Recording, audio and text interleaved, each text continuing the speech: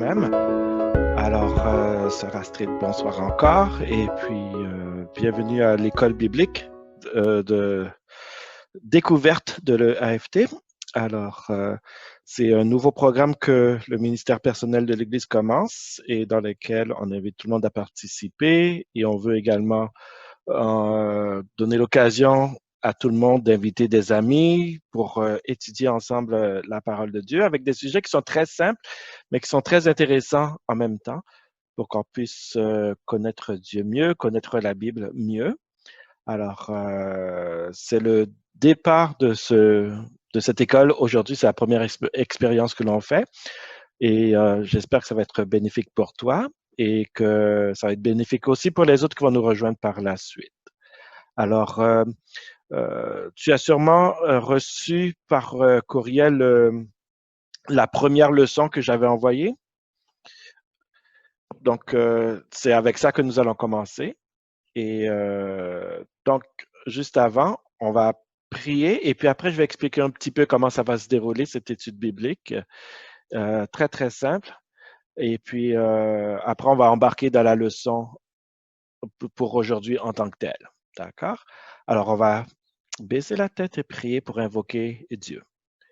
Éternel, notre Dieu, notre Père, nous te remercions d'avoir été avec nous au cours de cette journée. Merci de cette opportunité que tu nous donnes de pouvoir étudier ta parole, d'étudier ces leçons pour que nous puissions faire grandir notre foi, apprendre à mieux connaître qui tu es, à mieux connaître qu'est-ce que la Bible et de cette façon-là, nous pouvons grandir avec toi et puis mieux te représenter, mieux jouir de cette vie que tu nous donnes sur cette terre et nous préparer pour la vie à venir que tu nous prépares. Seigneur, je te prie d'être avec ceux qui vont venir par la suite, que tu les gardes là où ils sont et qu'ils puissent bénéficier de ces leçons également. Que ta paix et ta grâce soient avec nous. Au nom de Jésus. Amen. Amen. Amen. Amen. Alors, comme je disais, c'est un nouveau départ. Alors, comme tu le sais déjà, mon nom c'est Ralph. Je suis le responsable des ministères personnels à l'Église francophone. Et donc, les leçons qui ont été préparées, en fait, elles ont été préparées par un ministère de l'Église adventiste qui s'appelle Voice of Prophecy, donc la voix de la prophétie. Et ce ministère-là existe depuis 1929, donc c'est là depuis longtemps. Et elle est considérée comme étant la plus grande ou sinon l'une des plus grandes écoles bibliques au monde. Donc, c'est pas une petite œuvre, c'est une grande œuvre qui existe. Elle est basée aux États-Unis, mais il y a des centres partout à travers le monde. Aux États-Unis et au Canada, je crois qu'on compte 2000 écoles, un peu plus que 2000 écoles bibliques découvertes. Et donc, notre Église en fait partie maintenant. Et donc, on utilise leurs leçons pour pouvoir étudier la parole de Dieu. Donc, c'est quelque chose qui est très utile, qui est très efficace également. Et donc, on va s'en servir. Et donc, à chaque semaine, je vais envoyer des leçons pour que on puisse les regarder au cours de la semaine. Et puis, lors de la rencontre suivante, on peut étudier ensemble. Donc, c'était le but d'envoyer la première leçon d'avance et la deuxième leçon sera envoyée quelque part, soit plus tard ce soir ou demain au plus tard pour pouvoir commencer à se préparer pour la deuxième leçon. D'accord? Alors, juste pour donner une idée de ce qu'on va voir, les 5 premières leçons qu'on va voir au cours des prochaines semaines, il y a la leçon d'aujourd'hui, nous pouvons avoir confiance en Dieu. Ensuite, nous allons voir la deuxième leçon qui est nous pouvons croire en la Bible. La troisième leçon, ça va être ma vie compte. La quatrième leçon, ça va être un plan pour votre vie. Et la cinquième leçon sera le pont qui mène à une vie satisfaisante. Ça, c'est juste pour vous donner une idée de ce qu'on va étudier, de ce qu'on va voir ensemble au cours des prochaines semaines. Et il y a plein d'autres sujets. Il y a 26 leçons, donc plein de sujets intéressants qu'on va voir par la suite. Alors, comment ça va se dérouler les leçons? C'est que on va bien entendu revoir ces leçons ensemble, mais aussi au cours de la session, au cours de la séance, on va poser quelques questions ces questions-là seront affichées sur l'écran et puis on peut répondre à ces questions. Ça va être des réponses anonymes, donc on n'a pas besoin de savoir quelle est votre réponse. Si on répond mal, il n'y a pas de problème parce que ce sera anonyme. Mais tout va se passer sur l'écran et on va lire à partir de la Bible. Ça va être la base de notre étude, ça va être la parole de Dieu elle-même, donc la Bible. Et la parole de Dieu, c'est seulement sur ça qu'on va se baser. Ensuite, tu vas avoir des questions et des réponses qui seront affichées également. La seule chose qu'on va retenir, et c'est la dernière chose que je vais mentionner avant de continuer, lors de ces cours bibliques, on peut poser des questions, mais ce ne sera pas un lieu pour faire des débats ou bien discuter à grande échelle le sujet du jour. S'il y a quelque chose pour lesquels on n'est pas d'accord, c'est normal. On n'est pas nécessairement d'accord sur toute chose, chacun a ses propres convictions, mais on ne va pas faire de ce lieu-là un lieu de débat. Ce sera un lieu où on pose des questions, on donne des réponses. Et encore une fois, comme j'ai dit, tout va être à partir de la Bible. Et s'il y a d'autres questions qui viennent, qui ont besoin d'être plus étirées, bien, on va se donner les moyens de pouvoir les répondre. On pourra envoyer les questions par courriel ou bien sur le chat. Et puis, on va tenter d'y répondre. Si on ne peut pas y répondre maintenant, on va y répondre à la prochaine séance. D'accord? Donc, première chose, ce ne sera pas un lieu de débat, mais un lieu d'apprentissage. La deuxième chose, c'est qu'on va se respecter les uns les autres. Tous les participants vont se respecter les convictions de chacun. La troisième chose qui est important de mentionner, c'est que quand on s'inscrit au cours découverte présentement, ça va nous donner accès également automatiquement au cours qui s'appelle Plein feu sur la prophétie. Ça, c'est un autre cours qui va avoir lieu le vendredi soir à partir de 19h, à partir de 19h30 à 20h30. Et donc, ça, ce sera uniquement sur le thème des prophéties. Ensuite, parce que vous vous êtes inscrit à Découverte et à Plein feu sur la prophétie, vous aurez le privilège d'avoir des documentations spéciales données à vous seulement. Ce sera donné seulement à ceux qui sont inscrits. Les autres pourront participer, mais ils n'auront pas accès à ces documents. D'accord? Donc, ça, ce sera sur les prophéties le vendredi soir de 19h30 à 20h30. Et ensuite, la dernière chose, c'est qu'il va toujours avoir un diplôme qui va être donné régulièrement au cours des études bibliques. C'est une façon de nous motiver, d'être content de ce qu'on a accompli. Donc, après les 5 premières séances, si on a participé aux 5 premières séances, à la fin des 5 premières séances, il y aura un diplôme et on va faire ça à chaque 5 séances, 5 ou 6 séances. On va remettre un diplôme pour dire, OK, cette section-là, on l'a accomplie, on continue puis on est fiers de nous. D'accord? Alors, c'est comme ça que l'on va fonctionner. Je dis bonsoir à Mika. Mika, merci d'être venu sur la ligne d'études bibliques. J'espère que tu vas bien. Alors, merci encore d'être présente. Et donc, nous allons commencer donc l'étude en tant que telle maintenant. Nous avons déjà prié et là, nous allons amorcer l'étude pour aujourd'hui. Mais juste avant, j'aimerais poser une première question avant même d'embarquer dans l'étude biblique. Est-ce que on peut me dire de où on est, si on est du Canada ou si on est de notre pays? Je sais que Astrid, tu es du Canada puisque tu es à Toronto. Et Mika, je ne te reconnais pas, mais est-ce que tu serais en mesure de nous dire d'où tu es? Si tu nous entends, tu peux faire juste enlever le silence sur ton micro et tu peux nous dire si ça ne te dérange pas. Comme ça, on sait à peu près d'où ce qu'on est.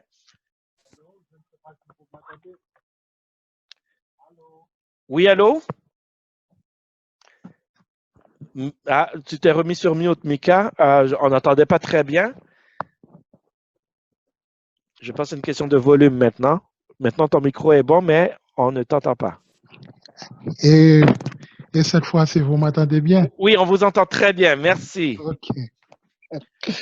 Ok, Mika, c'est le surnom, c'est le petit frère de Daniel Laguerre. Ah, Ah, d'accord.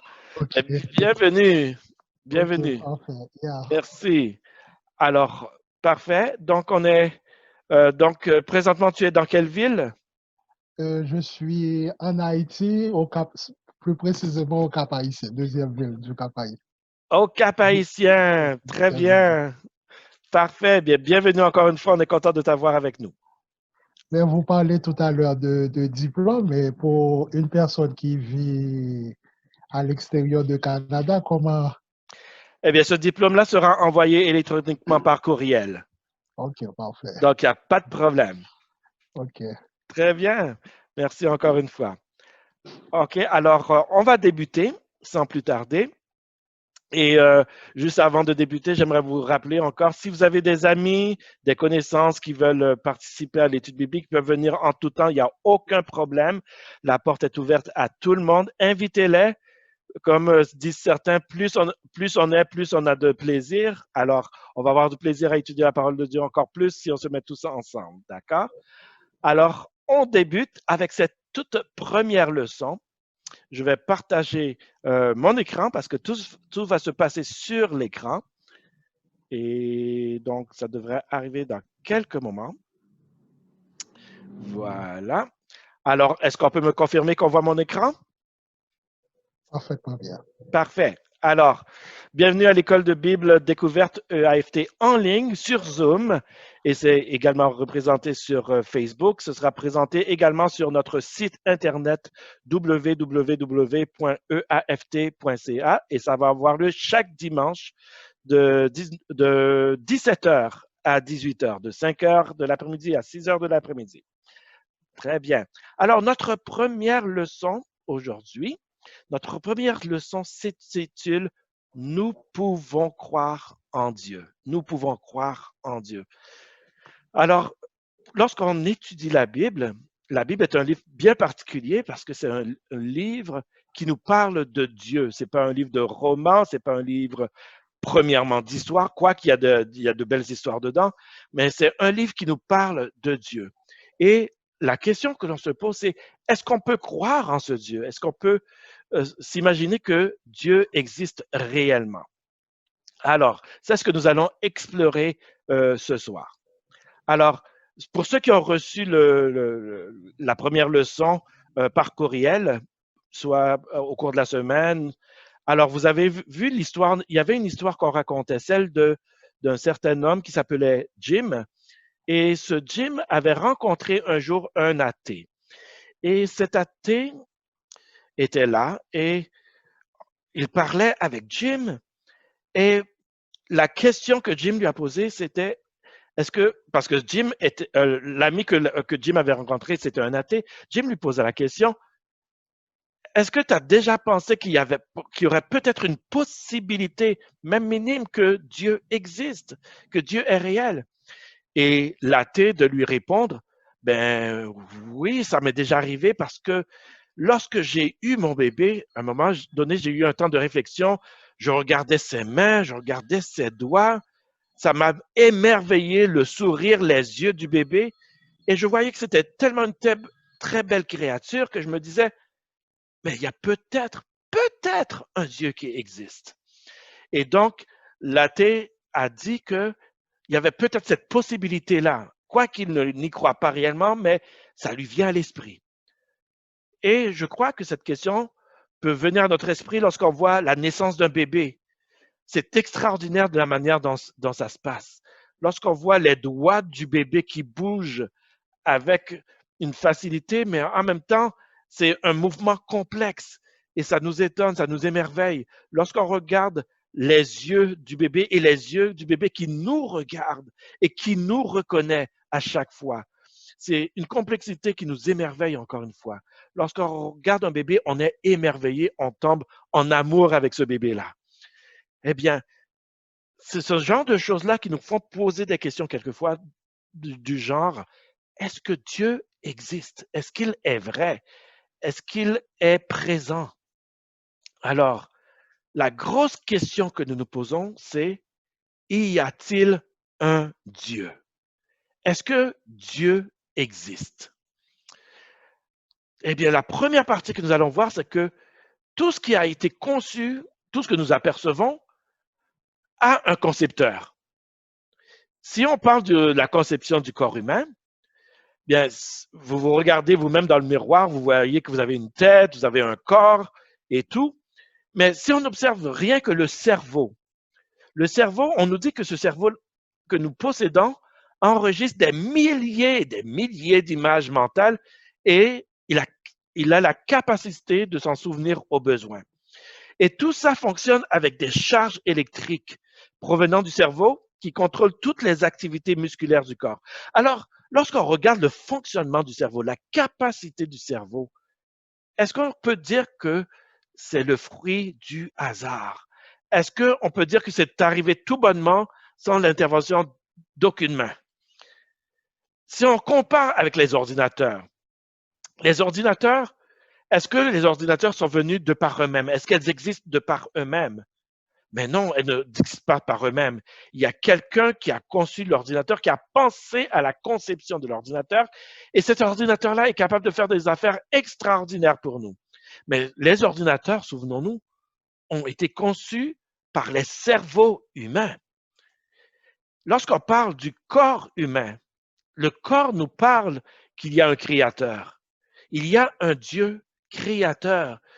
Pouvons-nous imaginer que la complexité de notre main, la complexité de nos yeux, de notre système de digestion, la manière dont nos pieds, nos jambes fonctionnent, est-ce qu'on peut attribuer ça au hasard? Mais non. En tout cas, à partir de la Bible, ce que la Bible nous dit, c'est que c'est très difficile de confier ça au hasard. Non, il y a un Dieu créateur. Et c'est ce que nous trouvons dans ce que dit le psaume 139, verset 14. Alors maintenant, ce que nous allons faire, c'est que nous allons demander à quelqu'un de lire, et on va faire ça à chaque séance. Et à chaque fois qu'on arrive devant un texte, on va demander à quelqu'un de lire le texte qui est devant nous. C'est tout ce que vous avez à faire. Vous n'avez pas à le commenter, mais juste le lire. Alors, je vais demander à Astrid, si tu veux bien lire ce qui est écrit à l'écran que nous trouvons dans le psaume 139, verset 14. Est-ce que tu veux bien le lire? Je te loue, je sais que je suis une créature si merveilleuse. Tes œuvres sont admirables et mon âme le reconnaît bien. Amen. Amen, merci. Alors oui, là c'est quelqu'un qui a écrit le psaume, le roi David, et il s'est contemplé, il a dit, je suis une créature si merveilleuse, alors Dieu, je dois te louer.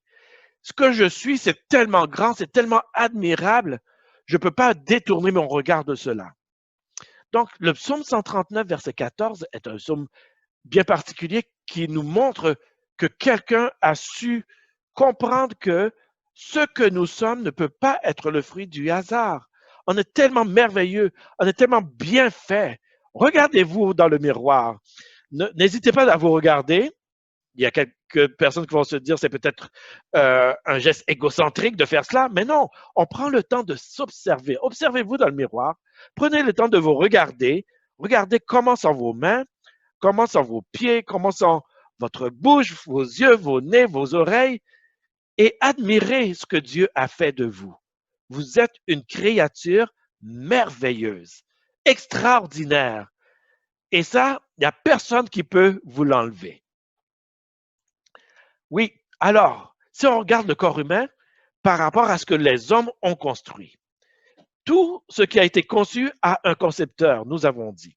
Et si on compare une pompe avec le cœur humain est tellement plus complexe qu'une pompe, mais bien fonctionnel. On regarde un réseau d'ordinateurs par rapport au système nerveux.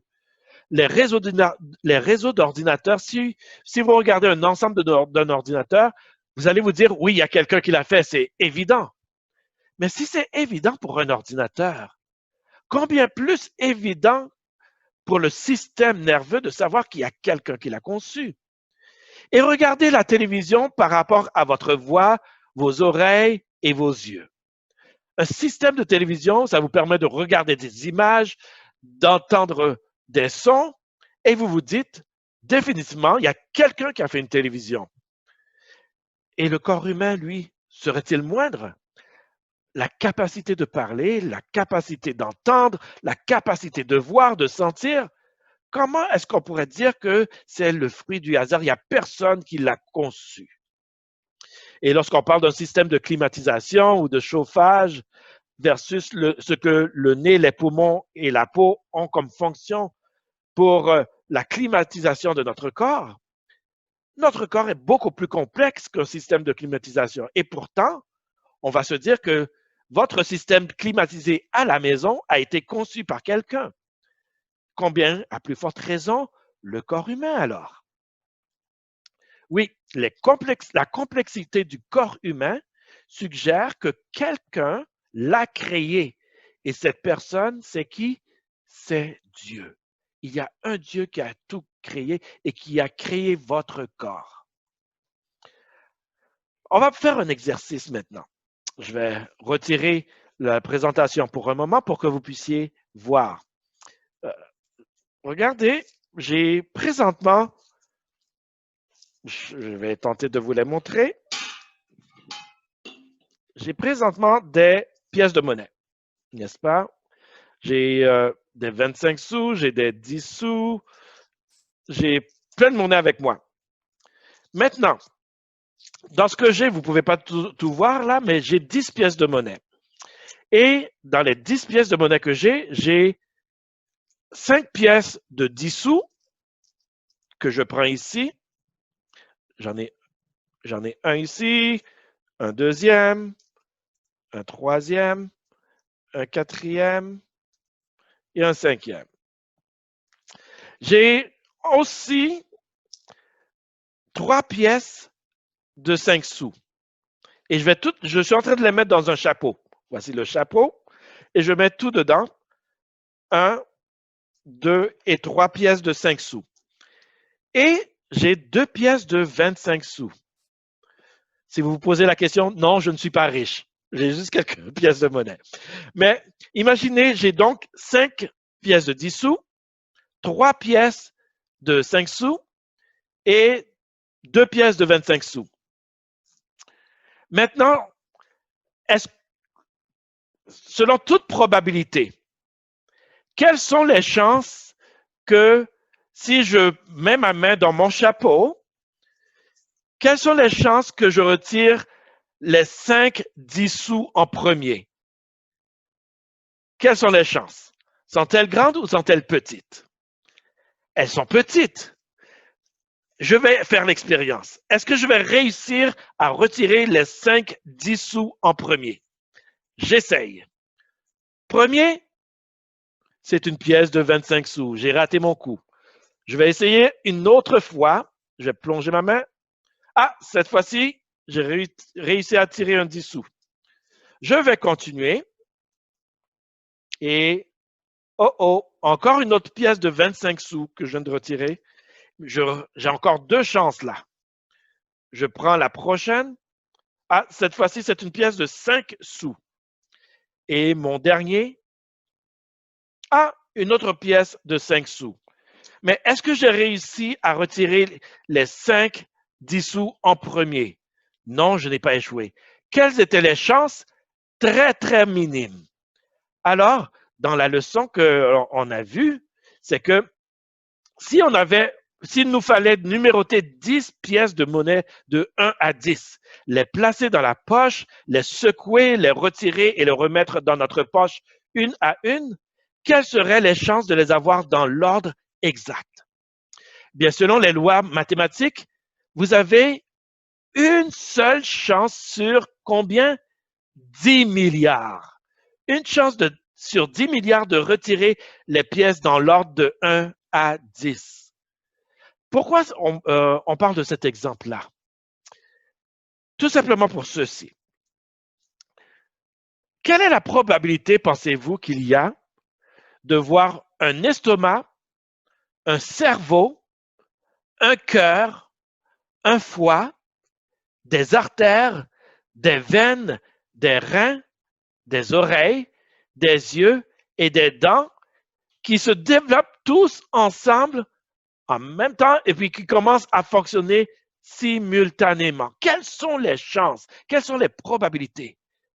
Très petites que par hasard, tous puissent fonctionner à merveille d'un coup. Et cela, nous le retrouvons chaque jour. Ce n'est pas un hasard, on le revoit chaque jour chez chaque être humain. Donc, loin de là, de dire que nous sommes le fruit du hasard. Quelle est l'explication la plus raisonnable sur la création du corps humain? Il n'y a qu'une seule explication raisonnable. C'est ce que nous retrouvons dans Genèse 1 et le verset 27. Et cette fois-ci, je vais inviter Léa, si tu m'entends, à lire ce verset. Genèse 1, verset 27. Ok, on m'entend? Oui? Puis Dieu dit, faisons l'homme à notre image, selon notre ressemblance. Dieu créa l'homme à son image, il le créa à l'image de Dieu, il créa l'homme et la femme. Très bien, merci. Alors, quelle est la conclusion que l'on peut dire par rapport au corps humain, par rapport à la fonctionnalité et la complexité du corps humain? C'est que Dieu a créé l'homme à son image. Il a créé l'homme et la femme. Nous sommes la création de Dieu. Le premier homme et la première femme ne sauraient être le fruit du hasard. La Bible affirme que Dieu nous créa à son image. Il pensa à nous, première étape, et deuxième étape, il nous amena à l'existence. Et voilà pourquoi nous croyons que nous avons été créés par Dieu. On va aller avec une première question maintenant. OK? Alors, juste un moment. Je vais vous poser une question et vous allez y répondre. OK? La question que je vous pose est celle-ci. Et je vais la réafficher. Ce sera pas long dans un moment. Alors, voici donc la question. Placez un X devant les déclarations qui sont vraies. On va faire ça autrement. Vous avez sur votre ordinateur, normalement, une fonction qui vous permet de faire un chat. D'accord? Alors, sur le chat, vous allez indiquer quelles sont vos réponses. La première, la deuxième, la troisième. Il y a 2 réponses qui sont vraies et une réponse qui est fausse. Donc, si votre réponse est que la conception du corps humain prouve l'existence d'un créateur, c'est la première réponse, vous allez marquer 1 sur le chat.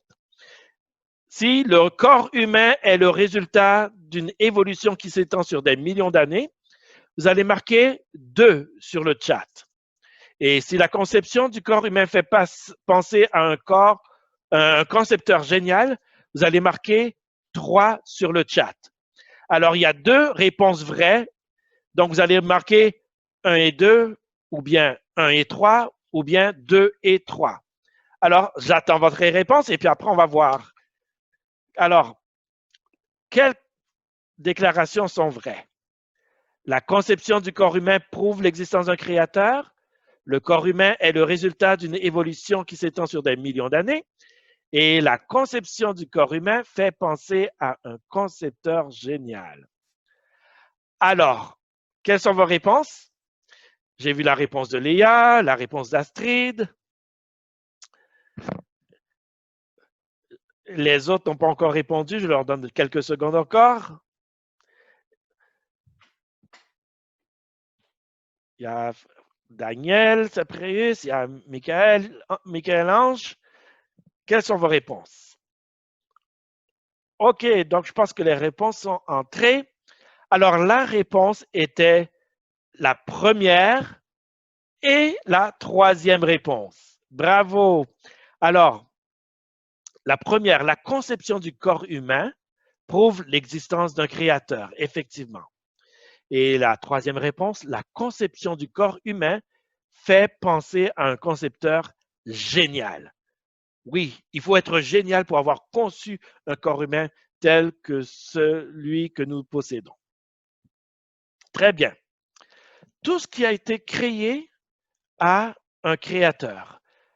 La contemplation du ciel, lorsqu'on regarde le ciel, on voit le soleil, la lune, les étoiles, la voie lactée, les galaxies. Effectivement, il y a quelqu'un qui a créé ces choses. Si vous sortez le soir, vous regardez au ciel, en notant qu'il n'y a pas trop de pollution et qu'il n'y a pas beaucoup de nuages, vous pouvez voir les étoiles, vous pouvez voir les constellations, vous pouvez voir la lune, le soleil, des choses tellement merveilleuses et ils fonctionnent à merveille. C'est ce qui est extraordinaire avec tout cela. Le ciel parle d'un créateur. Que nous dit le psaume 19, verset 1? Et cette fois-ci, on va se tourner vers Daniel. Daniel, si tu peux nous lire le psaume 19, verset 1, qui est affiché à l'écran, qu'est-ce que ça nous dit? Si tu fais... OK. Alors, tu m'entends? Oui, on t'entend. OK. Les cieux racontent la gloire de Dieu et l'étendue manifeste l'œuvre de ses mains. Psaume 19, verset 1er. Voilà, psaume 19, verset 1er. Merci beaucoup. Oui, les cieux racontent la gloire de Dieu et l'étendue, c'est-à-dire le ciel, manifeste l'œuvre de ses mains. Donc, tout ce qu'on contemple dans le ciel nous dit qu'il y a quelqu'un qui a conçu quelque chose d'extraordinaire. Très bien. Et maintenant, que pouvons-nous conclure en regardant la complexité et la grandeur de l'univers? Qu'est-ce qu'on peut conclure lorsqu'on regarde le tout dans son ensemble? On peut conclure qu'une seule chose qui est écrite dans Genèse 1er, verset 1er. Au commencement, Dieu créa les cieux et la terre. Il n'y a pas d'autre chose, autre conclusion à laquelle on peut venir, puisque tout est si bien formé. Et aussi dans Colossiens 1, verset 17, il est écrit, Dieu est avant toute chose et toute chose subsiste en lui. Colossiens 1, verset 17. Très bien. Alors, s'il y a une réponse au mystère de la vie, quelle serait la réponse au mystère de la vie? Il n'y a pas autre chose que au commencement, Dieu. Oui, Dieu a tout créé au commencement. Il est l'auteur. Tout ce que nous voyons a un concepteur. Et le concepteur de la nature, de notre corps, c'est Dieu lui-même. Mais vous savez, ce n'est pas seulement le fait de nous autres de savoir que ou de croire que Dieu a créé quelque chose. On pourrait croire que les scientifiques pensent autrement, mais nous serions surpris de voir qu'il y a beaucoup d'hommes de science, de femmes de science qui croient en Dieu, qui croient en un Dieu créateur. Il y a un docteur de l'Université de Houston aux États-Unis, docteur Arthur Compton, et voici ce qu'il dit. Il dit, pour moi, la foi commence quand on se rend compte qu'une intelligence suprême amena le monde à l'existence et créa l'homme. Ce n'est pas difficile pour moi d'avoir une telle foi, car il est évident que partout il y a un plan, partout où il y a un plan, il y a une intelligence, un univers ordonné qui s'expose à notre vue, rend témoignage à la vérité de la plus majestueuse déclaration jamais faite, au commencement, Dieu. Donc, ça, c'est un homme de science qui reconnaît que tout ce qui a une complexité, tout ce qui est appelé à l'existence, il doit avoir un plan de départ. Et quiconque parle de plan parle d'une intelligence, quelque part, qui a conçu ce plan. Et ce plan, nous croyons que c'est Dieu qui l'a créé. Il continue en disant, la Bible ne cherche pas à prouver Dieu. Elle déclare son existence. Malgré tout ce que nous disons présentement, il faut toujours se rappeler que la Bible, la parole de Dieu que nous choyons, cette parole-là ne force pas, ne démontre pas, ne prouve pas, elle ne cherche pas à prouver par la science que Dieu existe. Mais elle déclare le fait que Dieu existe, tout simplement. Et ça, par la foi, c'est facile à le comprendre. Il y a le docteur Arthur Conklin, qui est un biologiste de renom, qui écrivit un jour « La probabilité que la vie découle d'un accident est comparable à la probabilité d'un dictionnaire complet qui résulterait de l'explosion d'une imprimerie. » Je ne sais pas si vous comprenez, mais imaginez une imprimerie qui explose tout simplement. Est-ce que c'est comme ça qu'un dictionnaire ou une encyclopédie apparaît ou vient à l'existence? Non. Il y a un mécanisme complexe qui est fait. Il y a l'intervention de l'être humain, puis l'intervention de la machine qui est programmée pour faire une certaine action. Et de là, un dictionnaire apparaît, une encyclopédie apparaît, un livre apparaît. Personne ne va croire que c'est par hasard une probabilité de 1 sur 1 milliard que le livre apparaît. Eh bien, c'est la même chose en ce qui concerne le monde dans lequel nous vivons. Nous savons que les humains ne sont pas en mesure de faire quelque chose à partir de rien. Nous pouvons construire, inventer, assembler des choses, mais nous n'avons jamais créé le plus petit crapaud ou la plus petite fleur. Les choses qui nous entourent sont la preuve que Dieu les a conçues, créées et qu'il les soutient. La seule bonne réponse à l'origine de l'univers, nous dit le docteur, et des humains est Dieu. Dieu est la seule réponse et la seule bonne réponse à l'existence de l'univers. Alors, nous passons à la deuxième question et on va faire appel au chat encore une fois. Et la question suivante est, le ciel étoilé est l'œuvre de la main de Dieu. Vrai ou faux? Alors, à vos chats et répondons. Vrai ou faux, le ciel étoilé est l'œuvre de la main de Dieu. Alors, quelles sont vos réponses? À vos chats, on attend. On vous donne quelques secondes. OK, on a une réponse pour le moment. On attend la réponse des autres. Ça s'en vient, ça s'en vient. Alors, deux réponses. Ouais. Oui. le chat ne fonctionne pas. Non. Eh bien, on va prendre votre réponse verbale. Alors, effectivement, la réponse est vraie. Oui, le ciel étoilé est l'œuvre de la main de Dieu. On va passer à la question suivante. L'univers est le résultat d'une explosion accidentelle. Vrai ou faux? Faux. Faux! On répond faux. Est-ce que tout le monde est d'accord avec cette réponse? Ah, les autres disent faux également. Très bien, c'est une bonne réponse. Effectivement, l'univers n'est pas le résultat d'une explosion accidentelle. Elle est le résultat de l'action de Dieu. La question suivante. Dieu est le grand concepteur et le créateur de l'univers. Vrai ou faux? Dieu est le grand créateur, le grand concepteur et le créateur de l'univers. Alors, les réponses viennent et on dit vrai, bravo. C'est très bien. Et la question suivante. De nombreux savants croient en Dieu. Vrai ou faux? Vrai. OK, quelqu'un dit vrai? Oui. Les réponses des autres, vrai ou faux? De nombreux savants croient en Dieu. Oui. Vrai. Effectivement, plusieurs grands savants, il y en a plusieurs qu'on le pense, beaucoup plus qu'on ne le pense, qui croient en Dieu, effectivement. Parce qu'ils savent que la complexité de l'univers ne peut être expliquée simplement par le hasard. Très bien. Alors, la prochaine section, c'est, on parle de Dieu qui se présente comme un ami. Nous avons vu que tout ce qui existe doit avoir un concepteur, c'était la première chose. La deuxième chose que nous avons vue, c'est que Dieu est le concepteur de tout ce que l'on voit.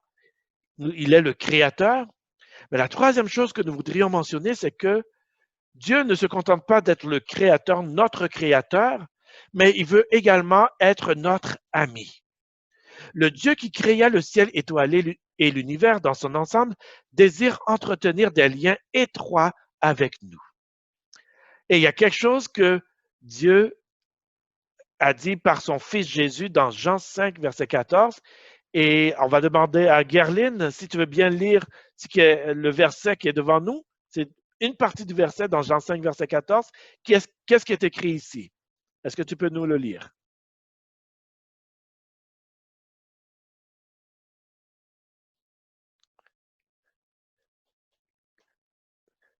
Tu es sur muet. Je ne sais pas si tu peux te mettre sur, juste pour qu'on puisse entendre ta voix. Ah, OK. Voilà. Vous êtes mes amis. Voilà, merci beaucoup. Vous êtes mes amis. Voilà ce que nous dit Dieu. Il veut être notre ami. Il nous considère comme des amis. Il veut être proche de nous. Il veut avoir une relation avec nous. Il ne veut pas être simplement le créateur du ciel et de la terre et se détacher de nous. Non, il veut se rapprocher de nous. Au fond de chaque cœur humain se cache un désir naturel d'adorer, une soif de Dieu et un désir de devenir son ami. Nous-mêmes, nous aimerions être en contact avec une puissance extérieure.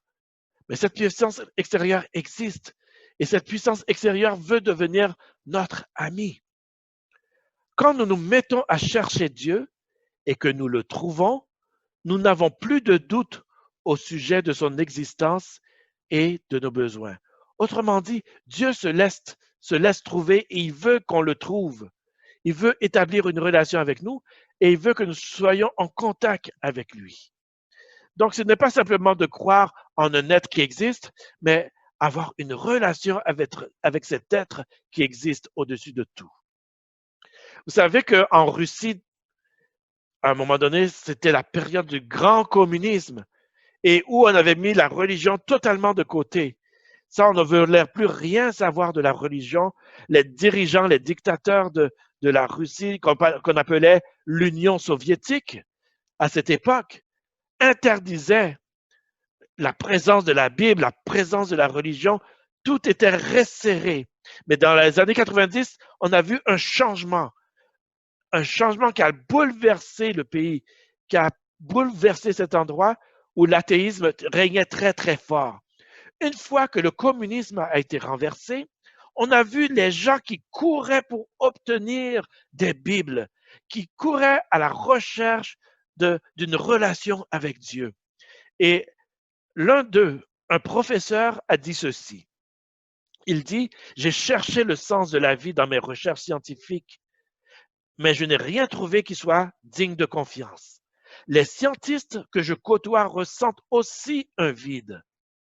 Alors que je regarde la grandeur de l'univers dans mes études d'astronomie et le vide de mon âme, j'ai senti qu'il doit y avoir un sens à la vie. » C'est un professeur scientifique qui dit cela.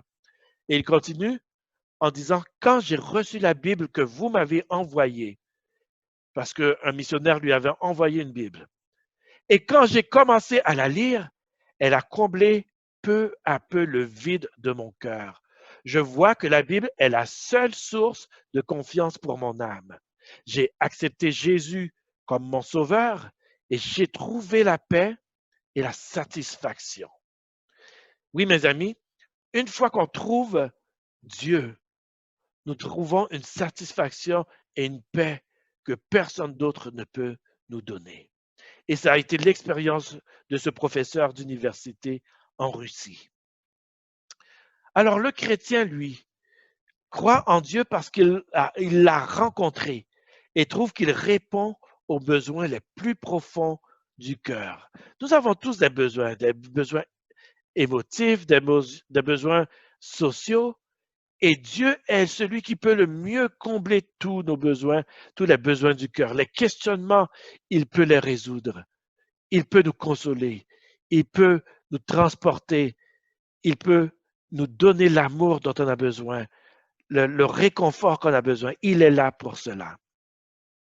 Bien sûr, Dieu ne promet pas une vie exempte d'épreuves et de conflits, mais il nous assure qu'il va nous guider et nous soutenir si nous entretenons des relations personnelles avec lui.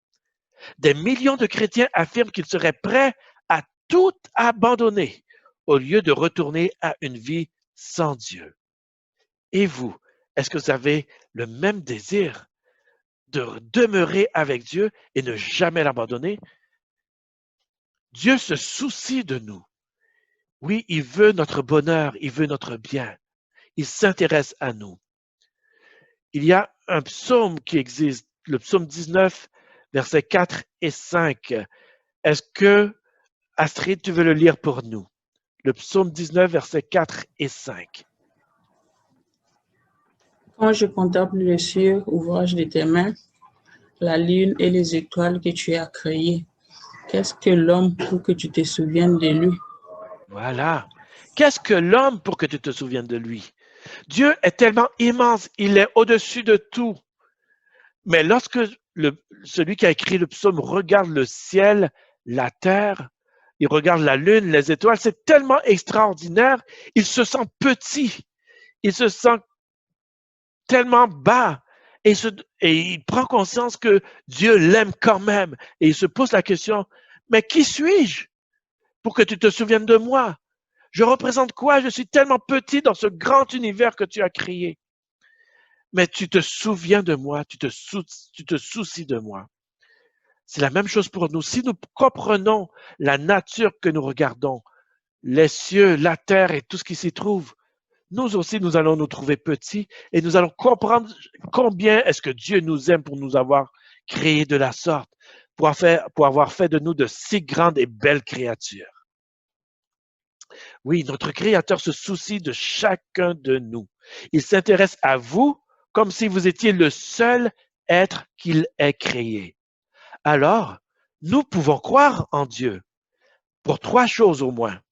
Nous pouvons croire en Dieu à cause de la complexité de tout ce qu'il a créé, à cause du vide que son absence laisse dans le cœur, un vide que rien ne peut combler tant que nous ne trouvons pas le repos en lui. Et troisièmement, parce que quand nous le cherchons et nous le trouvons, Dieu satisfait tous nos besoins et nos souhaits pleinement. Autrement dit, Dieu nous fait trouver une joie et un bonheur éternel. Alors, nous posons cette question. La question numéro 6. Dieu veut avoir une relation personnelle avec nous. Est-ce que c'est vrai ou est-ce que c'est faux? Quelle est votre réponse? Votre réponse sur le chat? On vous donne quelques secondes. Dieu veut avoir une relation personnelle avec nous. Vrai ou faux?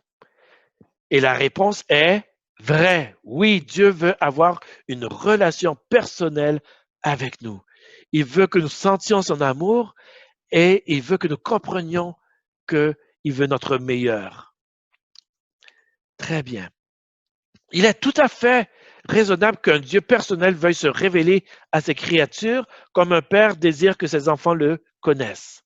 Dans la Bible, Dieu nous dit qui il est et à quoi il ressemble. Quel genre de Dieu est-il? Quelle approche Dieu a-t-il utilisée pour créer l'homme et la femme? Eh bien, nous voyons ce qui est écrit dans Genèse 1, verset 27 que nous avions lu au départ. Dieu créa l'homme à son image, il le créa à l'image de Dieu.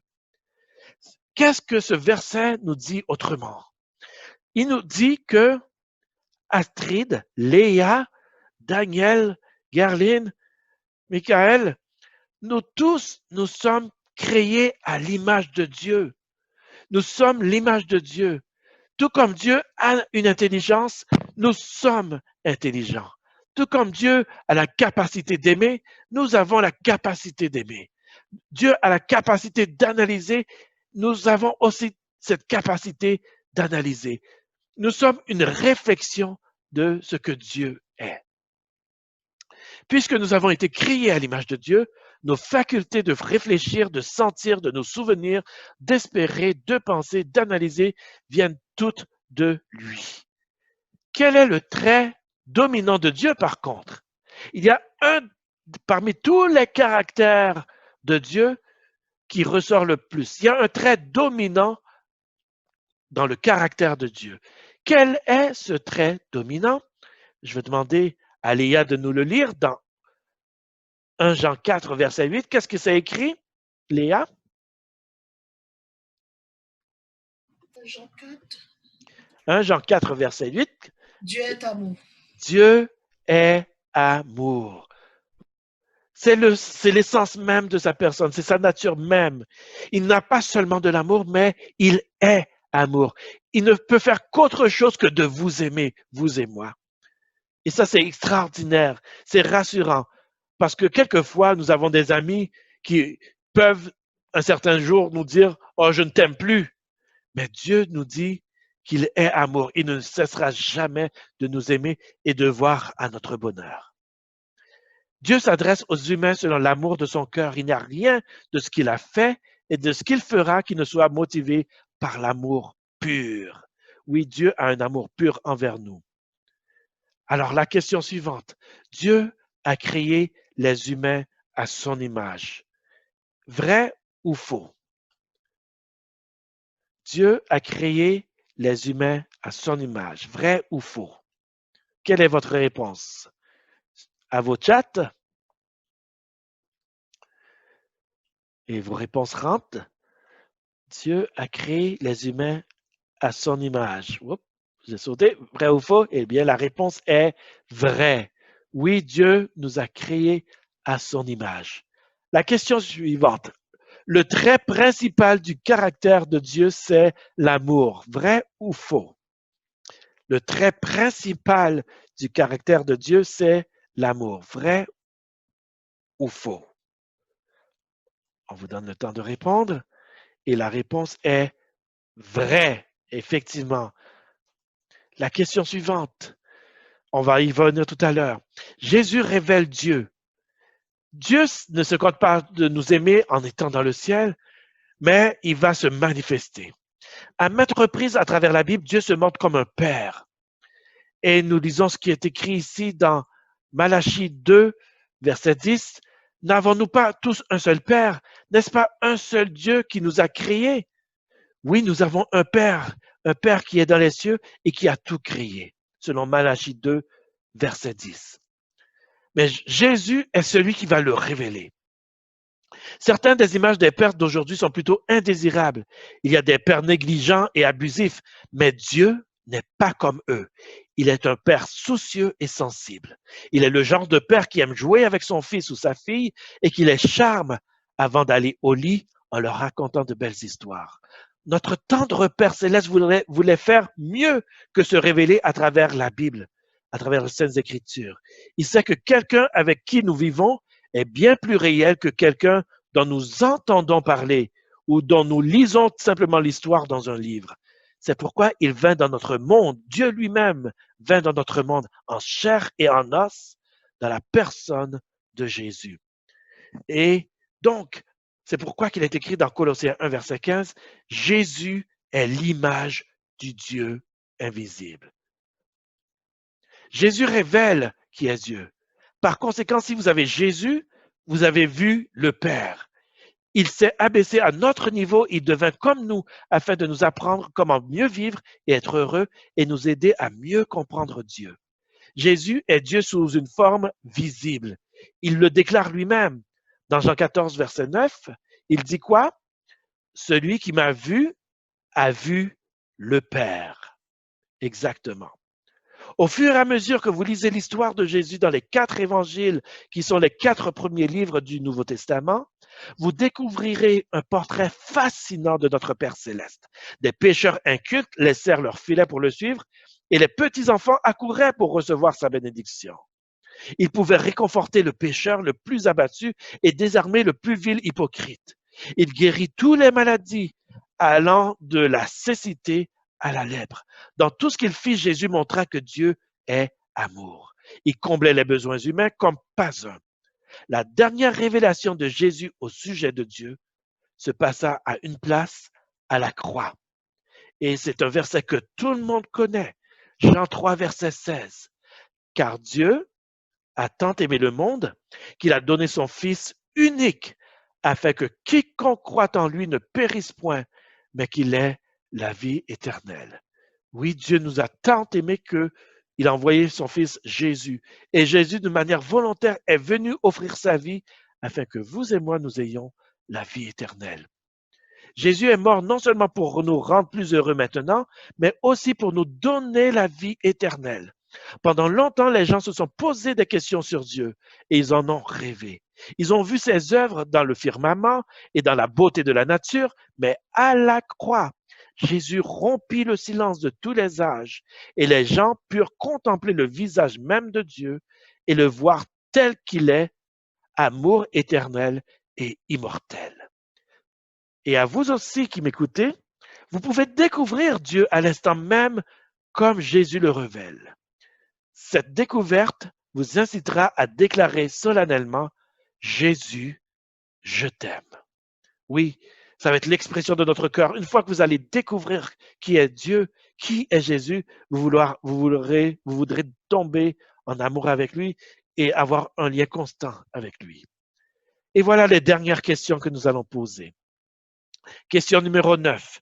Dieu est un Père aimant et sensible. Vrai ou faux? Selon ce que nous avons vu présentement, est-ce que Dieu est un Père aimant et est-ce qu'il est un Père sensible? Vrai ou faux? Quelle est votre réponse? Ah, j'attends vos réponses. On dit vrai. Exactement. Dieu est un Père aimant et sensible. Question suivante. Dieu est venu dans notre monde comme une personne. Vrai ou faux? Dieu est venu dans notre monde comme une personne. Vrai ou faux?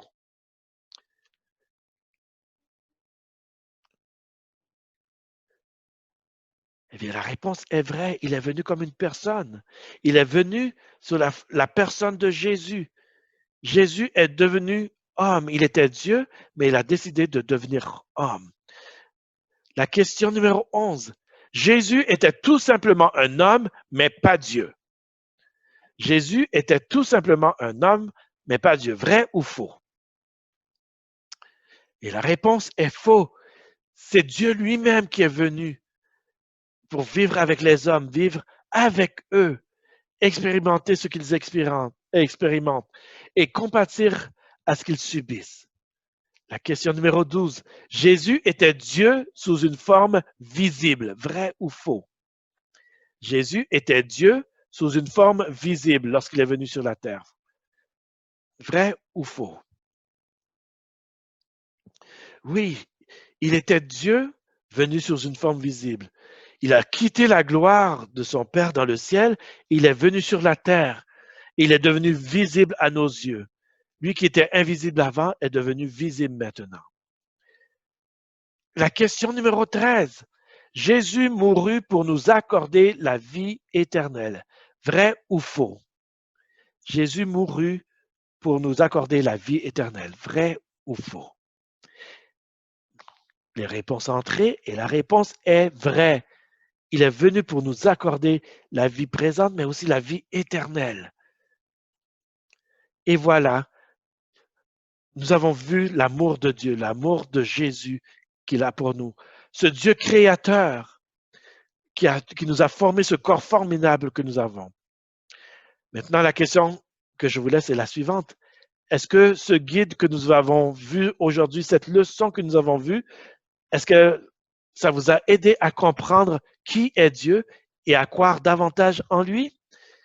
C'est une question personnelle, mais j'espère que votre réponse est que oui, Dieu vous a aidé. Dieu vous a aidé à comprendre qui il est et à croire en lui. Ceci met fin à la leçon d'aujourd'hui. Et j'espère que vous avez tiré quelque chose de cette leçon. Nous allons prier et demander à Dieu de nous révéler encore plus qui il est et de nous conduire. Prions. Merci mon Père d'avoir été avec nous dans cette leçon et de nous avoir fait découvrir que tu es le Dieu créateur et que ce monde n'est pas le fruit du hasard. Père Saint, aide-nous à comprendre qui tu es ce Dieu créateur. Tu es ce Dieu d'amour qui veut le meilleur pour nous. Tu es ce Dieu qui est venu parmi nous à vivre avec nous. Et tu continues de vouloir avoir une relation avec nous. Apprends-nous chaque jour à communiquer avec toi, à parler avec toi et à te laisser nous parler. Nous te prions au nom de ton Fils Jésus. Amen.